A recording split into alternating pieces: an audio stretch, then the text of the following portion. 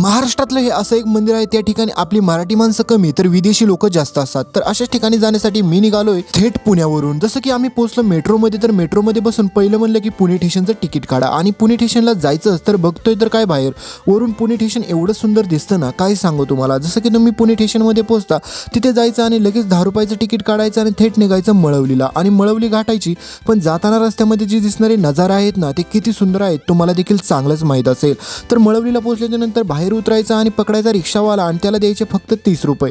तिथून तो थेट सोडणार तुम्हाला आई एकविराईच्या मंदिराच्या पायथ्याशी पोहोचल्याच्या नंतर तुम्ही मस्त गाणी म्हणत म्हणत पोहोचायचं मंदिराच्या गाभाऱ्यापाशी। मंदिराच्या गाभाऱ्यापाशी पोहोचल्याच्या नंतर तुम्हाला दिसेल की तिथं कोळी समाजाचे लोक तर खूप जास्त असतात, परंतु तिथं गेल्याच्या नंतर तुम्हाला फॉरेनर लोक देखील पाहायला आलेले दिसतील ते मंदिर। कारण की त्या ठिकाणी जी आपली लेणी आहे ना एकविराई बसली, तर ती इतकी सुंदर आहे की ती पाहण्यासाठी चक्क बाहेरच्या देशातील लोक देखील खूप प्रमाणात तिथे येतात। तर असेच काही लोक तिथे आले होते आणि आम्ही एकविराईचं मंदिराचं दर्शन देखील घेतलं। तर असेच पुढचे व्हिडिओ पाहण्यासाठी चॅनलला सबस्क्राईब करा, सोबतचं बेल नोटिफिकेशन ऑन करा। धन्यवाद।